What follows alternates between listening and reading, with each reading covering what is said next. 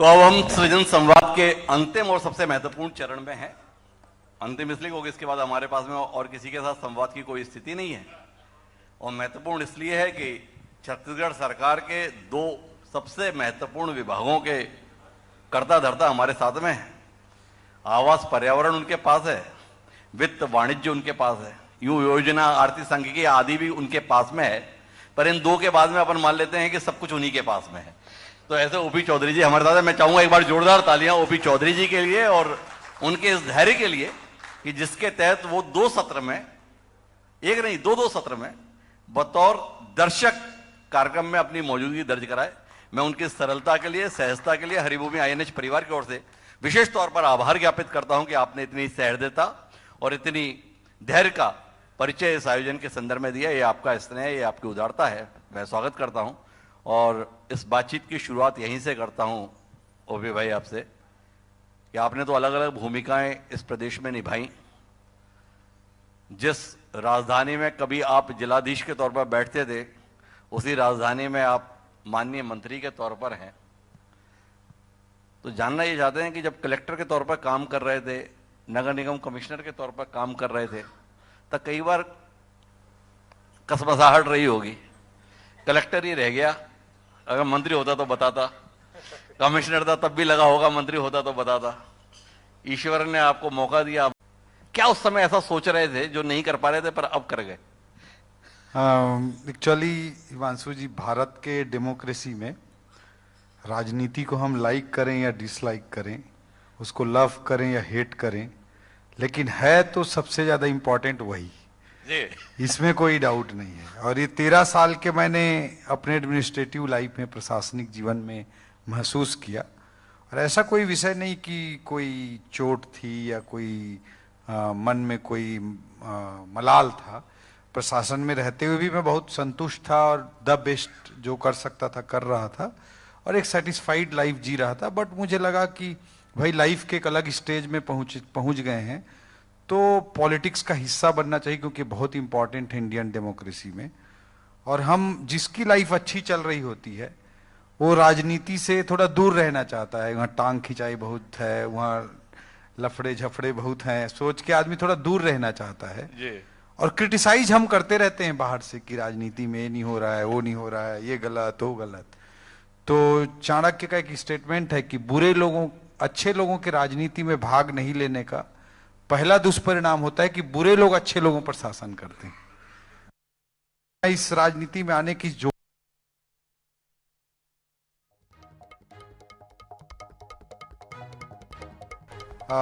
उस सब के बाद भी आज मैं रियलाइज करता हूं जिसके माध्यम से आप ला सकते हैं, और उसको मैं सेटिस्फाइड होकर आज की तारीख में एंजॉय कर रहा हूं अपने अंतर्मन से। एंजॉय तो आप कर रहे हैं, पर चुनौती कितनी महसूस कर रहे हैं? आपके पास वित्त है, उसकी चुनौतियों से तो आप रूबरू होते हैं, और कई औरों की चुनौतियों का निराकरण भी आप करते हैं जिसकी जानकारी हमारे पास भी रहती है। पर आवास और पर्यावरण बड़ा संवेदनशील महकमा है जी। इसके संदर्भ में क्या चुनौती आप छत्तीसगढ़ के संदर्भ में देख पाए जब आपने ये विभाग संभाला? तो जब आपने इसकी समीक्षा बैठक की होगी, परिचयात्मक बैठक की होगी, तो उस समय क्या देख पाए? किस चुनौती से छत्तीसगढ़ सबसे ज्यादा जूझ रहा है इस विभाग के संदर्भ में? हाँ, एक तो मुझे लगता है कि अभी बहुत सारी बातें हुई कि अवैध प्लाटिंग के लिए राकेश पांडे जी बोले कि भाई एसडीएम को क्या पावर दें, कैसे करें। बहुत सारे पॉइंट्स आए अवैध प्लाटिंग के। तो एक्चुअली जब तक अवैध प्लाटिंग नहीं रुकेगी तब तक हम एक्चुअल में रियल इस्टेट को अच्छे तरीके से ग्रो नहीं करा पाएंगे। जो सही करना चाहता है उसके लिए नियम ही नियम है, और जो गलत करना चाहता है वो सारी चीजें धता बताते हुए करता है। तो ये जो बीच का डिफरेंस है उसको हम जितना मिनिमाइज कर पाए उतना हम सक्सेस होंगे। जो किफायती आवास योजना है, हमारी उसी सोच का परिणाम था कि मतलब बिल्डर के लिए इजी डेवलपमेंट हो ताकि वो सस्ते में लोगों को प्लाट उपलब्ध करा सके, घर उपलब्ध करा सके। तो जन किफायती आवास योजना उसी सोच के साथ आया, और आगे भी हम लोग कोशिश करेंगे निश्चित रूप से। ये जो अवैध प्लाटिंग है उस पर बहुत सारे पावर्स एसडीएम के पास है। जनरली अपने को लगता है कि हाउसिंग इन्वायरमेंट का मेन रोल है, बट एक्ट में ज्यादा पावर एसडीएम को, म्युनिसिपल कॉर्पोरेशन, अर्बन एरिया के लिए म्युनिसिपल कमिश्नर और रूरल एरिया के लिए एसडीएम को है। और जो टाउन प्लानिंग एक्ट है उसमें जो एक्शन लेने का पावर है वो कम है। तो इसके लिए थोड़ा सा ज्यादा मतलब रोल अपने को through SDM and through municipal commissioner हमको करना पड़ेगा। मतलब we are government and it's a collective responsibility, कोई मैं उसमें डिपार्टमेंट वाइज बात नहीं कर रहा हूँ, बट उसमें हमको ज्यादा उसमें पुश करना पड़ेगा। और मेरे को लगता है कि अवैध कॉलोनी के लिए जब तक हम कंट्रोल नहीं करेंगे तब तक के प्रॉब्लम्स चलते रहेंगे। कई एंगल से उसको ठीक करने की हम कोशिश कर रहे हैं। जैसे पावर ऑफ अटॉर्नी जो दिया जाता था जी। बहुत सारे अवैध कॉलोनी जो काटते हैं उसमें जनरली होता है कि किसान एक एग्रीमेंट कर लेता है किसी के साथ और पावर ऑफ अटॉर्नी ले लेता है वो आदमी और दूसरों को प्लाट बेच देता है। वो बीच में कभी आता ही नहीं जो एक्चुअल में अवैध प्लाटिंग करता है। और अवैध प्लाटिंग में आप जब एक्शन लेने जाएंगे तो या तो गरीब खरीदने वाला खड़ा रहता है और दूसरे साइड किसान खड़ा रहता है जी। तो हमने अभी जैसे रजिस्ट्री में एक रूल चेंज किया, आप लोगों को शायद ज्ञात हो कि पावर ऑफ अटॉर्नी जो है, पावर ऑफ अटॉर्नी अगर ब्लड रिलेशन से अलग किसी आदमी पे कर रहे हैं तो उस पर हम रजिस्ट्री शुल्क वगैरह लेना चालू कर दिए ताकि ये डिमोटिवेटेड हो। ये अवैध प्लाटिंग के लिए इनडायरेक्ट हिट करने की दिशा में कोशिश थी। तो ऐसे अलग अलग तरीके से निश्चित रूप से हम कोशिश कर रहे हैं। दूसरा जो मुझे लगता है कि हाउसिंग इन्वायरमेंट जो डिपार्टमेंट है इसका मेन काम है अर्बन प्लानिंग, बड़े लेवल की प्लानिंग जी। बाकी म्युनिसिपल एडमिनिस्ट्रेशन को तो नगरीय प्रशासन विभाग करता ही रहता है, रूटीन जो डे बाय डे का जो बिजली पानी सफाई वगैरह है। हमारा काम है बड़े पिक्चर को देखना और उसके हिसाब से बड़े विजन के साथ बड़ा प्लान करना। तो उसी सोच के साथ मुझे लगता है कि कोई भी आज की देश में, आज की तारीख में कोई भी देश हो, कोई भी प्रदेश हो तब तक ग्रो नहीं कर सकता जब तक उसके पास बड़े अर्बन सेंटर ना हो। भारत निश्चित रूप से गांव में बसता है, गांवों का विकास अत्यंत जरूरी है, हमारी बहुत बड़ी जनसंख्या वहां रहती है, लेकिन गांव का अगर हमको विकास करना है तो हमको अर्बन ग्रोथ इंजन चाहिए। जो मैं अपनी सोच के साथ जो महसूस करता हूं, अर्बन ग्रोथ इंजन चाहिए। उस अर्बन ग्रोथ इंजन से ही रेवेन्यू आप जनरेट करेंगे और बस्तर सरगुजा जैसे अंचल का विकास कर सकते हैं। जैसे तभी वो आप ओवरऑल स्टेट का डेवलपमेंट कर सकते हैं। बिना बेंगलोर के कर्नाटका के इकोनॉमी की हम कल्पना ही नहीं कर सकते। अगर बेंगलोर को माइनस कर दें तो कर्नाटक अपने आप में उसका बजट, उसका रेवेन्यू सब खत्म है, कुछ है ही नहीं। कि आप बिना हैदराबाद के तेलंगाना की इकोनॉमी की कल्पना नहीं कर सकते। तो हमारे छत्तीसगढ़ में ऐसा कोई बड़ा ग्रोथ इंजन नहीं है। हमारी ओवरऑल पर्सपेक्टिव से हम सोचते हैं तो बड़ा ग्रोथ इंजन नहीं है। अभी किसी ने कहा कि जीएसटी महाराष्ट्र के संदर्भ में रजिस्ट्री के संदर्भ रजिस्ट्री भी था, जीएसटी भी था। जीएसटी में मतलब 1,75,000 करोड़ का उनका कलेक्शन है, ये है वो है। वो तभी होता है जब आपकी कंजम्पशन इकोनॉमी होती है। हमारी छत्तीसगढ़ की इकोनॉमी प्रोडक्शन इकोनॉमी है और जीएसटी का जो बेसिक फिलॉसफी है जहां वो कंज्यूम होगा वहां पे टैक्स मिलेगा। तो इसलिए जब तक हमारी इकोनॉमी को कंजम्पशन ओरिएंटेड नहीं बनाएंगे, जब तक हमारा पर कैपिटा इनकम नहीं बढ़ेगा, तब तक ये नहीं हो सकता। तो ये तभी होता है जब बड़े आपके पास अर्बन सेंटर्स होते हैं। महाराष्ट्र में क्यों है? क्योंकि उनके पास बहुत सारे अर्बन सेंटर्स हैं। आप पुणे उठा लीजिए, आप पिपरी चिचवाड़ उठा लीजिए, आप बॉम्बे, किसी भी आप डायरेक्शन में जाएंगे आप उनके पास अर्बन सेंटर, उनका अर्बन पॉपुलेशन ये मुझे लगता है कि 50% को क्रॉस कर चुका है जो अर्बन एरिया में रहता है। तो जब तक आप अर्बन इकोनॉमी को ग्रोथ इंजन के रूप में डेवलप नहीं करेंगे, आपकी इकोनॉमी, आपका स्टेट आगे नहीं बढ़ सकता। तो ये मैं अपनी जिम्मेदारी समझता हूं कि एक ऐसा बेस हम हाउसिंग इन्वायरमेंट डिपार्टमेंट के साथ एक विजन के साथ खड़ा करें, एक ऐसा बेस बनाएं कि छत्तीसगढ़ का एक ग्रोथ इंजन खड़ा हो सके। ये हमारी बेसिक रिस्पॉन्सिबिलिटी और बेसिक काम है। आपकी सोच तो इतनी गहरी है, इतनी बड़ी है, अनुभव भी आपका इतना बड़ा है, पर यहाँ तो हम अपने हर 10 साल में आने वाले मास्टर प्लान के लिए तरसते रहते हैं। नए रायपुर के मास्टर प्लान के संदर्भ में सरकार के साथ कहानी बदल जाती है। तो कल्पना तो बहुत अच्छी है, बात भी आप अच्छी बता रहे हैं, पर जमीन पर क्या दिखा रहे हैं? जी, मैं बताना चाहूंगा कि अभी बहुत सारे बिंदुओं पर बात हुई और मेरे को बहुत अच्छा लगा। मैं सोच के बैठा था कि बहुत सारी चीज़ों पर बहुत नेगेटिव सुनने को मिलेगा। मैं मेंटली प्रिपेयर्ड था कि बहुत सारा नेगेटिव सुनने को मिलेगा या ऐसी चीज़ें सुनने के मिलेंगी जो मैं पिछले 20-21 महीने में नहीं सोच पाया हूँ। बट मुझे आज बड़ा सेटिस्फाइड लगा, मैं सेटिस्फाइड फील कर रहा हूँ कि जितने भी विषयों पर बात हो रही थी आपके साथ पूरे 2 सेशन में, अलग अलग हमारे रायपुर के बड़े इम्पोर्टेंट लोग बात कर रहे थे, तो कोई ऐसा विषय नहीं था जिस पे मैंने सोचा नहीं है जी। तो I am feeling really satisfied और आई एम वेरी कॉन्फिडेंट कि जो जो पॉइंट्स आप लोग ला रहे थे वो सब मैं एड्रेस कर ही रहा हूं, मेरे दिमाग में प्लानिंग चली रही है और मैं ज्यादा आगे नहीं बोलता, इसी 5 साल में आपको सारे इशू से एड्रेस होते हुए नजर आएंगे।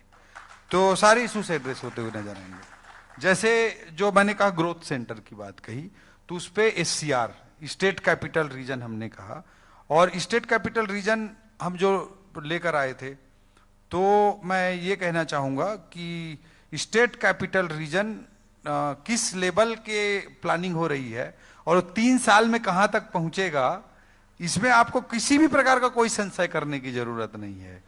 आदरणीय मुख्यमंत्री जी के चेयरमैनशिप में हमने उसका बोर्ड बनाया है जी। और इतना पावरफुल ऑर्गेनाइजेशन बनाया है कि वो सब कुछ कर सकता है। और उसके निश्चित रूप से मैं हाउसिंग एनवायरनमेंट नोडल डिपार्टमेंट है, माननीय मुख्यमंत्री जी उसके चेयरमैन होंगे। और किस स्थिति में हम बता दे रहा हूं मैं, SCR के लिए एक ऐसा एक्ट चाहिए था जो चाहे टाउन कंट्री प्लानिंग एक्ट हो, चाहे राजस्व का एक्ट हो, चाहे जो भी एक्ट हो, उन सबको सुपरसीड करते हुए बड़े डेवलपमेंट प्लान कर सके, इस तरह का एक्ट चाहिए था। उसके लिए हमने ऐसा एक्ट प्लान किया, बनाया और बना करके पिछले मानसून सेशन में पास करा लिया। गवर्नर साहब का उसमें दस्तखत हो गया और within a month, less than a month, Diwali से पहले SCR की बोर्ड की पहली बैठक होने वाली है। ये आपको एक बार जोरदार तालियां छत्तीसगढ़ की एक बड़ी संभावना के संदर्भ में। उसकी पहली बैठक होने वाली है। उसका सेटअप क्या होगा, 300-400 लोगों का प्लानिंग डिवीजन क्या होगा, अर्बन डिवीजन क्या होगा, जॉब डिवीजन क्या होगा, उसके बारे में पूरा सेटअप, 300-400 लोगों का सेटअप क्या होगा, उस सेटअप बनकर तैयार है फाइलों में, जिसको हम तुरंत अप्रूवल लेकर के डेपुटेशन और रिक्रूटमेंट का प्रोसेस विदिन अ मंथ और 2 we will going to start this setup process. और उसके लिए एक आइकॉनिक टावर बना रहे हैं, प्लान कर रहे हैं हम, SCR का भी बिल्डिंग होगा और कुछ ऑफिसेस को हम उसमें इंक्लूड कर लेंगे। एक माइलस्टोन बिल्डिंग हम नवा रायपुर में उसके लिए क्रिएट कर रहे हैं। वो करीब 700 करोड़ का बिल्डिंग होगा, एक सिंगल बिल्डिंग होगा वो आइकॉनिक टावर। इसके प्लानिंग के लिए आर्किटेक्ट का हम टेंडर ऑलरेडी फ्लोट कर चुके हैं, आप लोगों ने देखा नहीं होगा, उसके लिए हम ऑलरेडी फ्लोट कर चुके हैं, उसका टेंडर फ्लोट कर चुके हैं, आर्किटेक्ट का टेंडर। तो ये हो गया। फिर उसका जो SCR का बेसिक कॉन्सेप्ट है इकोनॉमिक मास्टर प्लान का है।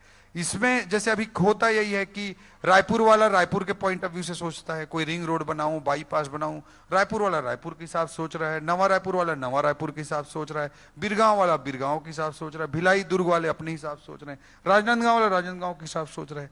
इसका बेसिक कॉन्सेप्ट है कि क्यों ना इतने बड़े रीजन को हम एक इंटीग्रेटेड प्लान करें। रिंग रोड बनाना है, बाईपास बनाना है, पब्लिक ट्रांसपोर्ट करना है, ट्रांसपोर्ट का विषय को बहुत अभी प्रमुखता से रखा गया, पब्लिक ट्रांसपोर्ट करना है, इंफ्रा क्रिएट करना है, इन सब के लिए इंटीग्रेटेड प्लानिंग हो, उसी की दिशा में एक प्रयास है। और आपको 3 साल में रिजल्ट और प्रोजेक्ट दिख जाएंगे, मैं इतना गारंटी देता हूं आपको, 3 साल के अंदर रिजल्ट और प्रोजेक्ट दिख जाएंगे।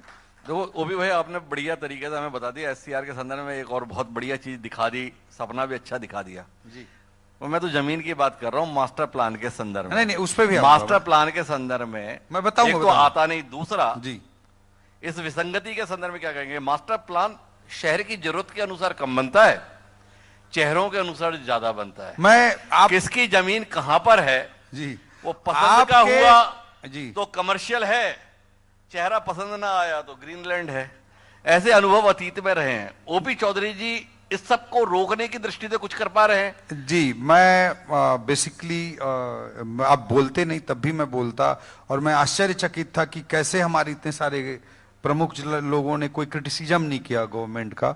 मुझे लगता है कि लैंड यूज और ये सब जो रूल्स रेगुलेशन हैं वो मोस्टली 60s के डिकेड में जो हमारा जो एक प्रोटेक्शनिस्ट इकोनॉमी का जो माइंडसेट था उसके तहत आए हैं। ये कोई ऐसे नियम नहीं है, मतलब जो नियम का वायलेशन कर रहा है वो पूरे 5 साल वायलेशन चलता है और फिर चुनावी वर्ष में वो रेगुलराइजेशन आ जाता है और सबको ठीक कर दिया जाता है जी।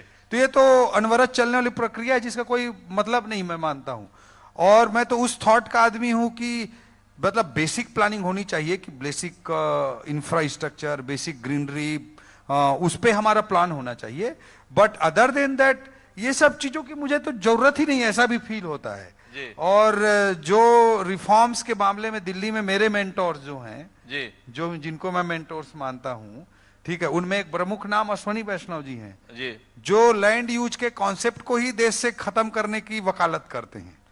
जी, वो देश से और बोलते हैं कि मेरे को बोलते हैं कि रिफॉर्म लाओ, चाहे हमारे पार्टी के तरफ से, हमारे आला कमान से जो बोला जाता है रिफॉर्म्स लाओ, और बोलते हैं कि कंपटीशन केवल चंद्रबाबू नायडू से है, बाकी से नहीं। तो मैं तो मानता हूं कि ये सब पे हमको बहुत ही रिवॉल्यूशनरी सोचने की जरूरत है। बाकी लोगों के पेट पे लात मारने वाले हैं। रिवॉल्यूशनरी सोचने की जरूरत है। अरे मेरा सीधा सवाल है भाई, मैं निश्चित सारा रूप खेल तो इसी में है। मतलब लैंड यूज क्या होगा, मतलब पूरे शहर के विकास को, अर्बन ग्रोथ को, जो डिस्क्रिशनरी रूल्स रेगुलेशन है उसको गलत इंप्लीमेंटेशन, अपने आप में रूल्स रेगुलेशन गलत भी नहीं होते, उसको गलत तरीके से इंप्लीमेंट किया जाता है तब उसके रिजल्ट गलत होते हैं। तो ये सब चीजों पे मतलब आई एम वेरी एग्रेसिव, और निश्चित रूप से हम कुछ ऐसा प्लान करेंगे, सोचेंगे जिससे बड़ी सहूलियत हो सके। और मास्टर प्लान में भी मैं समीक्षा कर रहा था, जो भी गलतियां हुई हैं उनको हम एक झटके में, क्योंकि सारी चीजें हमको एक साथ करनी पड़ेंगी, एक झटके में हम ठीक भी करने वाले हैं। और within few months we are going to do that. तो विद इन फ्यू मंथ्स आप मास्टर प्लान किन शहरों का देने वाले हैं? देखिए, मेजर तो प्रॉब्लम जो मास्टर प्लान में पिछले रिजीम में हुआ था वो रायपुर का हुआ था, तो उसको हम ठीक कर रहे हैं, और उसको हम ठीक करेंगे। रायपुर का मेजर प्रॉब्लम था, और बाकी जगह भी हम उसको। पर इसमें कोई डेडलाइन है? ओपी चौधरी को तो एक समयबद्ध कार्य योजना के लिए जाना जाता है, तो रायपुर का पूर्ण रूप से संशोधित अंतिम मास्टर प्लान कब तक दे देगी शायद सरकार? इसके संदर्भ में कोई डेडलाइन तय की आपने? विद इन 2 मंथ्स, आज ही दे देता हूं मैं।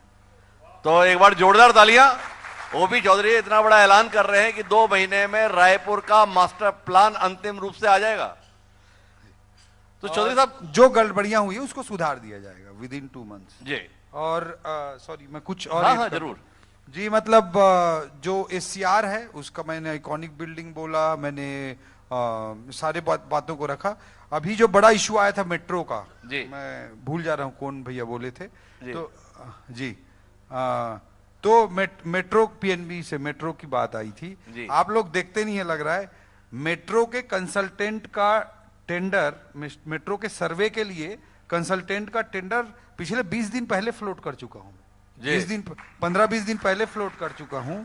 और उसमें पहले जो उसमें टेंडर होता था और जो कंसल्टेंसी ली जाती थी उसमें ये लिया जाता था, यही चलता रहता था, कई बार हुए भी, 1-2 बार मैं सुना हूं, उसमें लिया जाता था कि वायबिलिटी कहां होगी नहीं होगी जी। वो तो दुनिया को पता है कि मेट्रो की वायबिलिटी नहीं होगी, ठीक है, वो दुनिया को पता है कि मेट्रो की वायबिलिटी अभी नहीं आएगी, सवाल ही नहीं। दिल्ली में जब नहीं आ पाती तो यहां कैसे आएगी?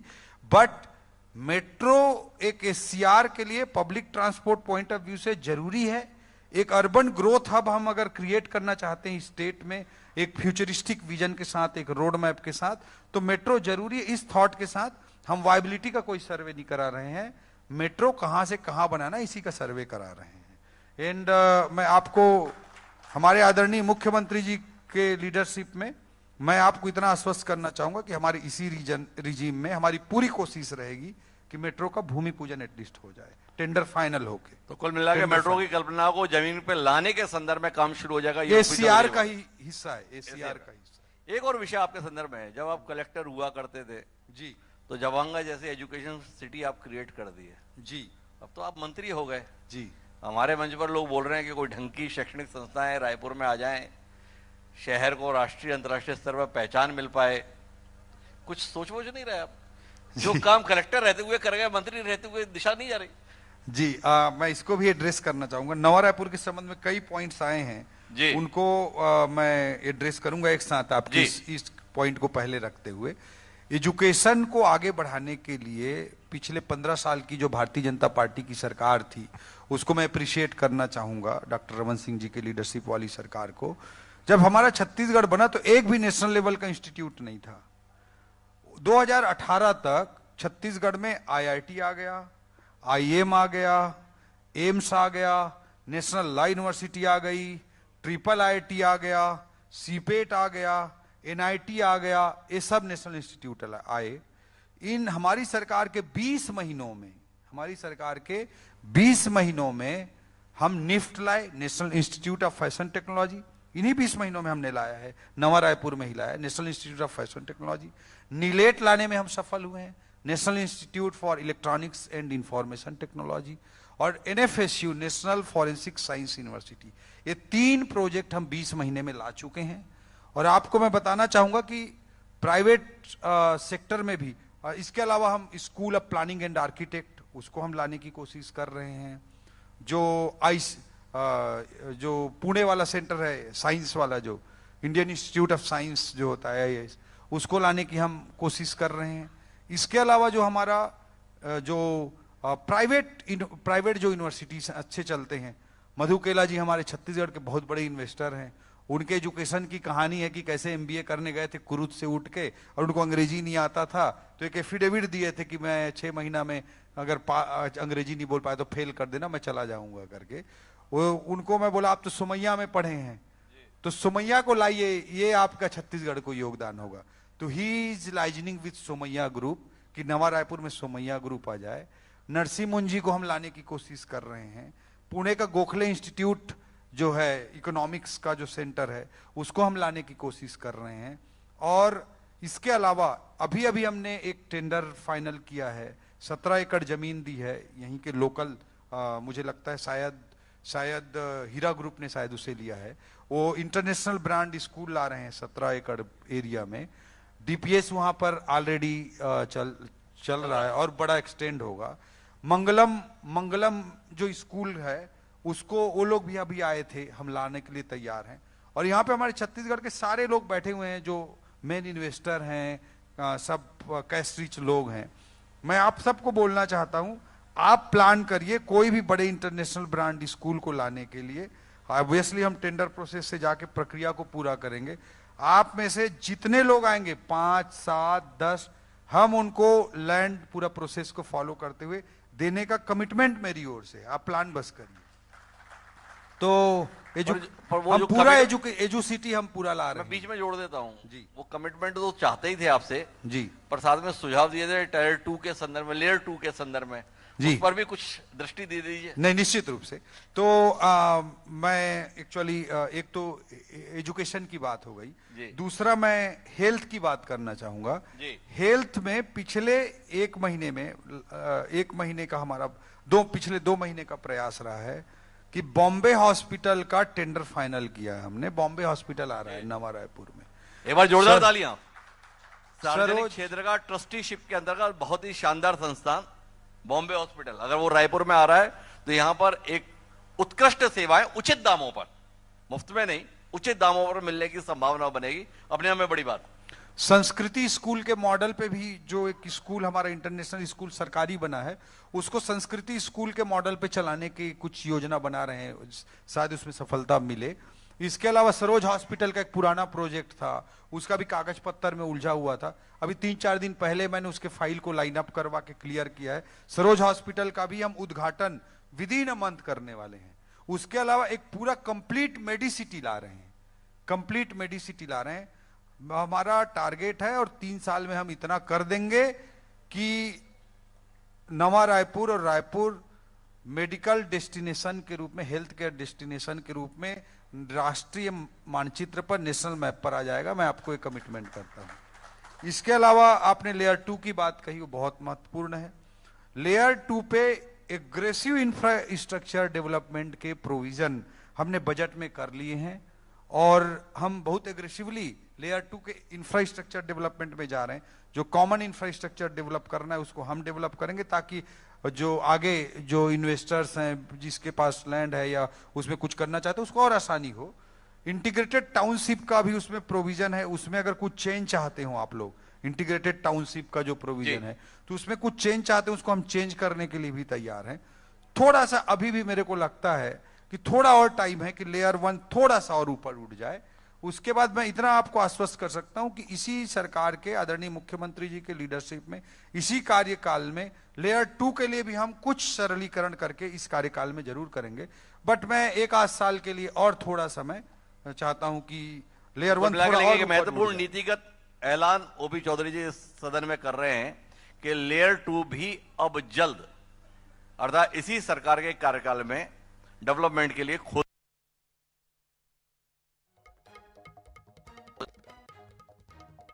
आपके सुझाव ऐलान कर रहे हैं।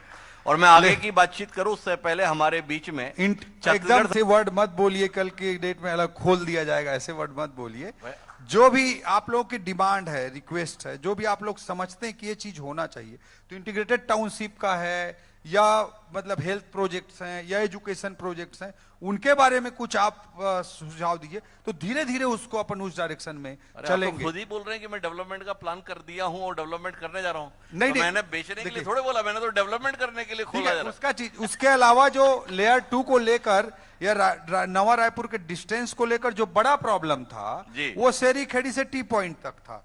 शेरी खेड़ी से टी पॉइंट तक था, जिसे कनेक्टेड कभी फील नहीं हुआ।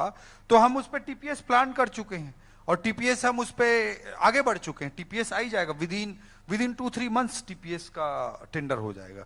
तो टीपीएस उसमें आ रहा है शेरी खेड़ी टू टी पॉइंट तक। तो वो टीपीएस आते ही प्राइवेट सेक्टर के लिए खुल गया डेवलपमेंट, वो खुल जाएगा। बहरहाल मैं आगे की बात, डेवलपमेंट खोलने का तरीका टीपीएस होगा, क्या होगा उस पर अलग से सोचेंगे, बट वी विल धीरे धीरे हम उसको फैसिलिटेट करेंगे। पर मैं बीच में इसलिए रोकना चाह रहा हूं भाई जी, कि जो हमारी बातचीत चले, इसी बीच में हमारे बीच में आपके सहयोगी और छत्तीसगढ़ सरकार के कौशल विकास मंत्री, तकनीकी शिक्षा मंत्री गुरु खुशवंत साहब का आगमन हो चुका है। तो एक बार जोरदार तालियों से स्वागत करें खुशवंत साहब जी का। और खुशवंत साहब जी की मौजूदगी महत्वपूर्ण इसलिए है कि वो मंत्री बाद में है, उस नवा क्षेत्र के रायपुर विधायक पहले, उस क्षेत्र के विधायक हैं खुशवंत भाई। तो इसलिए उनके क्षेत्र के संदर्भ में इतनी गंभीरता से बातचीत हो रही है और उस बातचीत को सुनने के लिए वो सामने दर्शक दीर्घा में मौजूद है। चाहूंगा एक बार जोरदार तालियां खुशवंत साहब जी के लिए।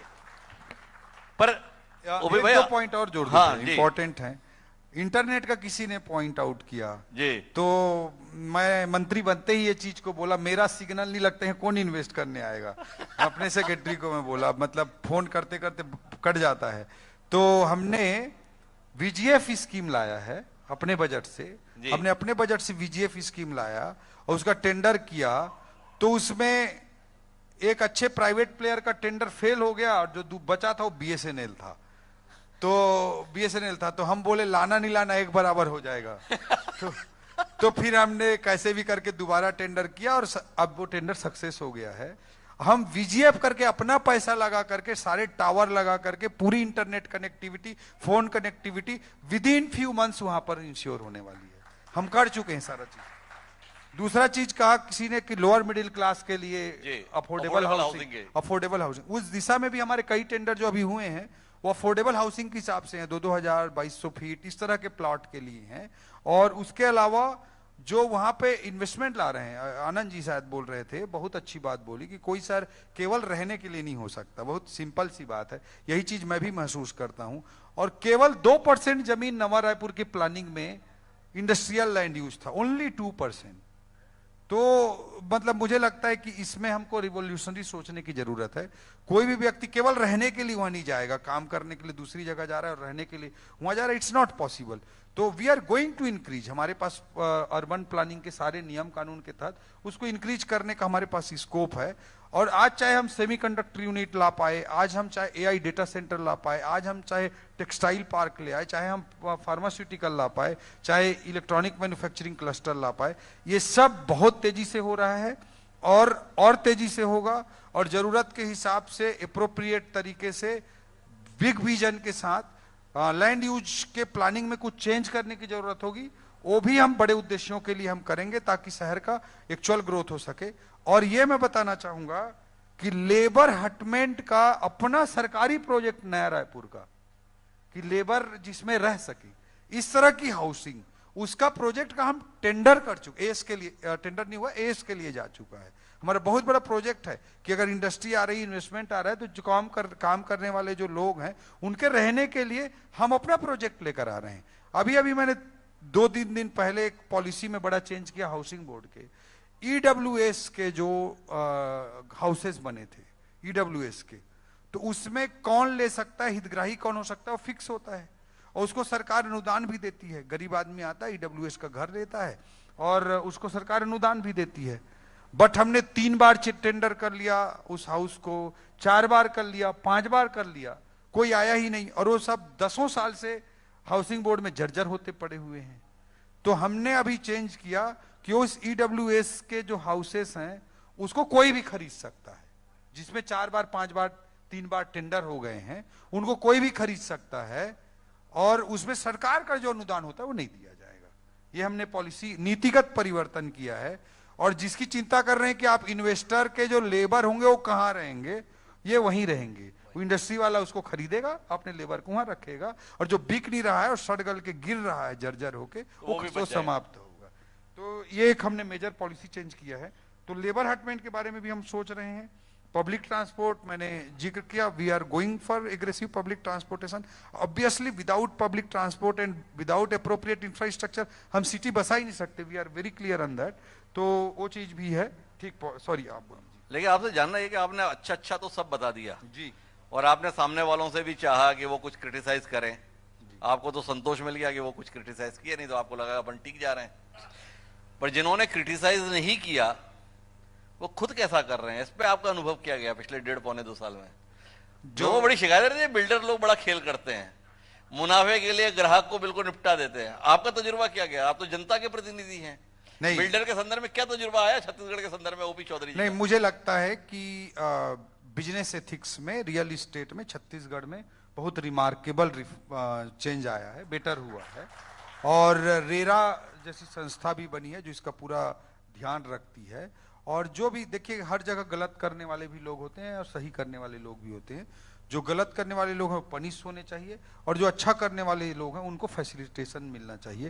ये दोनों सोचना सरकार की जिम्मेदारी है, तभी जनता का हम कल्याण कर सकते हैं। तो एक बिल्डर और है जी, उसको हम छत्तीसगढ़ हाउसिंग बोर्ड के नाम से जानते हैं। कैसा कर रहा है? कौन? Chhattisgarh housing board. अच्छा, देखिए, डेफिनेटली जो भी हाउसिंग बोर्ड के कई प्रोजेक्ट्स होते हैं वो डिमांड से ज्यादा सप्लाई बेस्ड होते हैं। कई बार मुझे स्वीकार करने में होते थे मतलब अब नहीं है, ठीक है। तो डिमांड से ज्यादा सप्लाई बेस्ड हो जाते थे। किसी को कंस्ट्रक्शन करने में ही इंटरेस्ट हो जाता था, उसको लेने वाला है नहीं है क्या है उसके बारे में अलग बात होती थी। हमारी सरकार आते ही सबसे पहले हमने फोकस किया कि जो पुराने जर्जर होती प्रॉपर्टीज हैं उसको डिस्पोज ऑफ कैसे किया जाए। उसके लिए हम स्पेशल पैकेज लेकर आए, छूट scheme, OTS scheme, one time settlement scheme लेकर आए।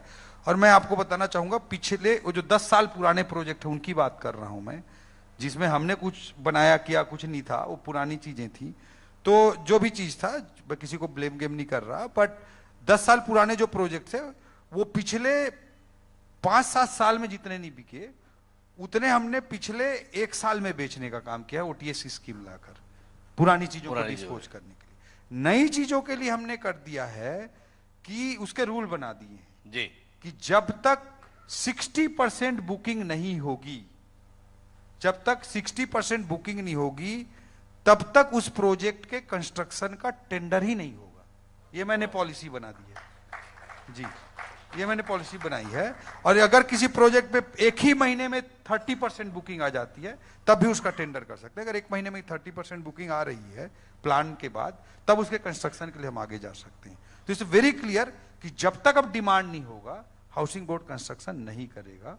इट्स वेरी क्लियर, कंस्ट्रक्शन करने के लिए कंस्ट्रक्शन नहीं करेगा, लोगों को जहां जरूरत होगी वहीं कंस्ट्रक्शन होगा। We are very clear in our policy. अभी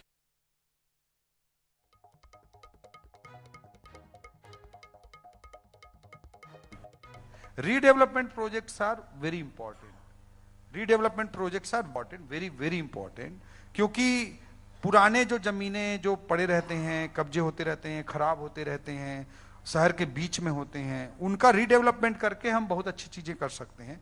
मैं आपको बताना चाहूंगा कि हाउसिंग बोर्ड अब केवल सरकार का ग्रीन फील्ड जमीन लेकर ग्रीन फील्ड बिल्डिंग तान दिया, दूर में शहर के जहां जरूरत है नहीं है उसको इस फिलॉसफी से काम करने के बजाय अब हम रीडेवलपमेंट प्रोजेक्ट्स पे जा रहे हैं।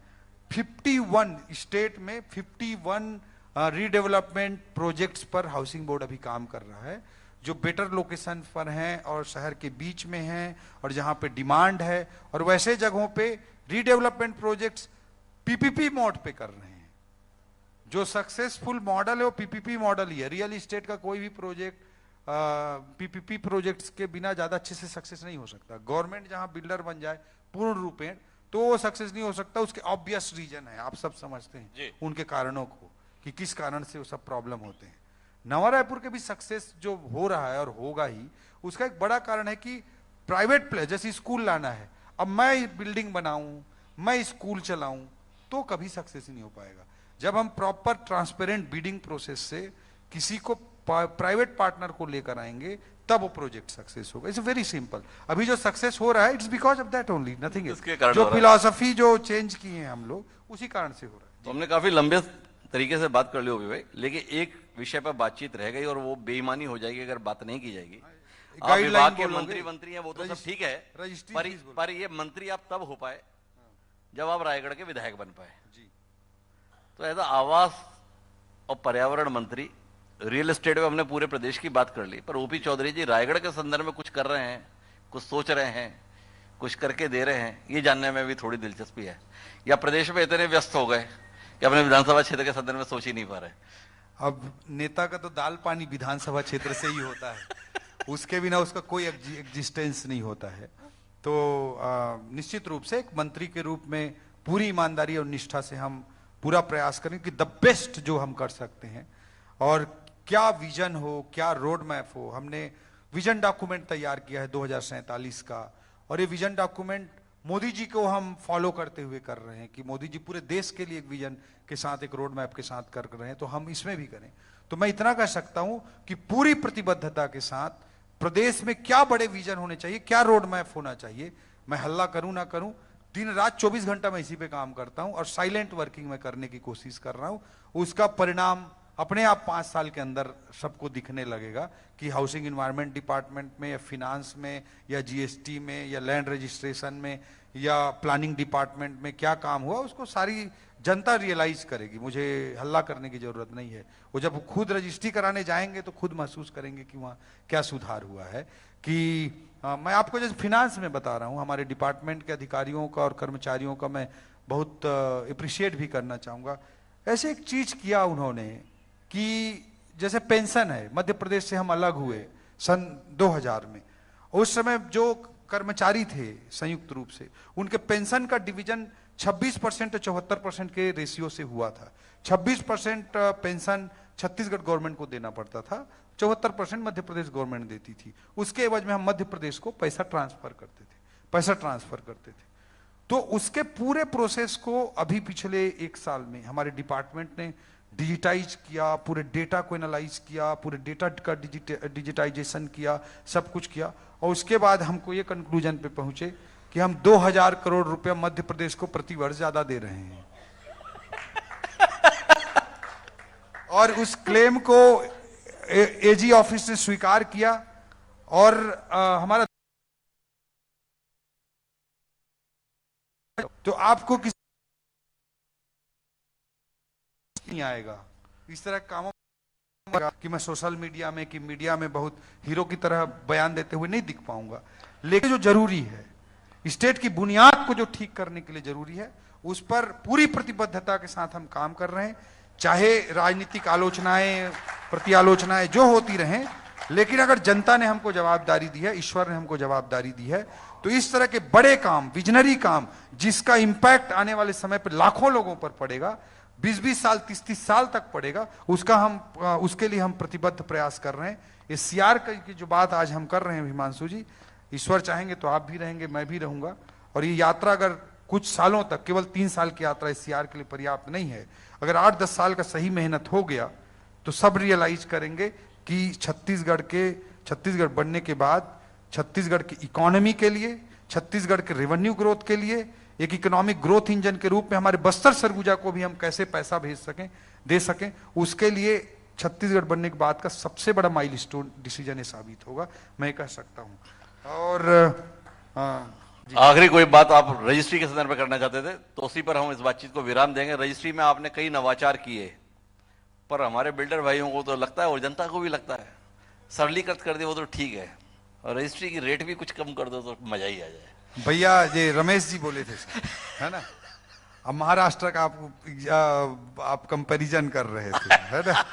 ठीक है, महाराष्ट्र का कंपैरिजन कर रहे थे। मैं 10% को 5% नहीं 3% कर दूं, लेकिन गाइडलाइन रेट तो देखो भैया। गाइडलाइन रेट अगर कम रहेगा तो परसेंट में मैं 10 लूं 15 लूं, डजंट मैटर। ठीक है, महाराष्ट्र ने गाइडलाइन रेट को बहुत ज्यादा बढ़ाया है।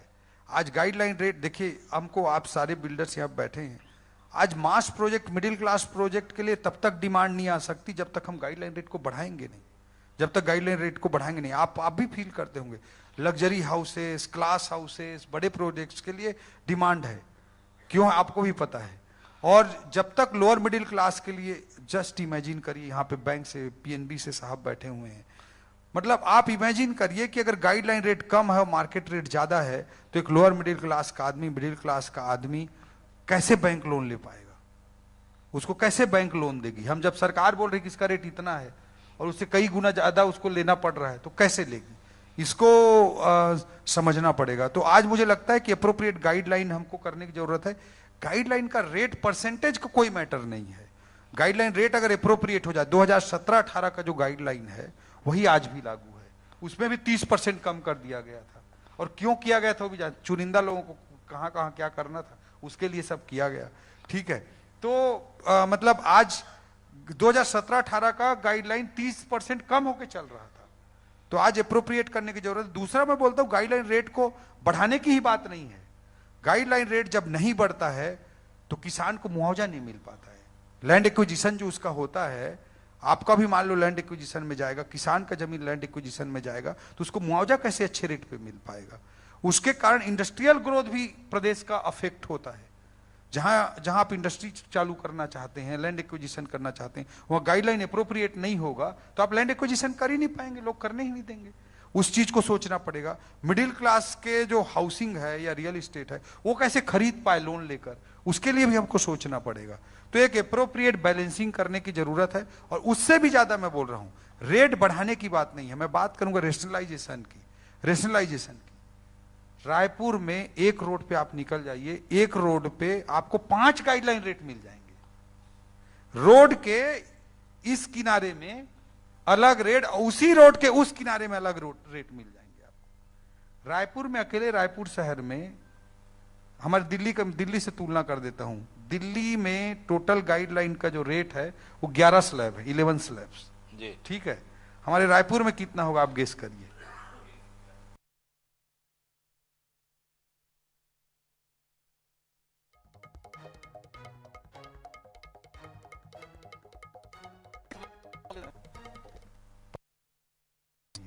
₹1500 पूरा प्रदेश जाने 1500, लगभग 1500 अलग अलग गाइडलाइन रेट लिखाया है। क्यों भाई? केवल कुछ गलत लोगों को फेवर करने के लिए, केवल गलत अधिकारी के करप्शन के लिए। जब इतने अगर सरलीकृत नहीं रहेगा, सिस्टम नहीं रहेगा, स्लैब नहीं रहेगा, तो अपने आप भ्रष्टाचार होगा। तो फिर मेरा सवाल है ओपी भाई, 1500 गाइडलाइन रेट जब आपकी जानकारी में आ गए, ओपी चौधरी की जानकारी में आ गए, विष्णु देसाई के सुशासन के दौर में जानकारी में आ गए, तो ये 1500 से 15 पे कब तक ला देंगे आप? नहीं, देखिए जो 11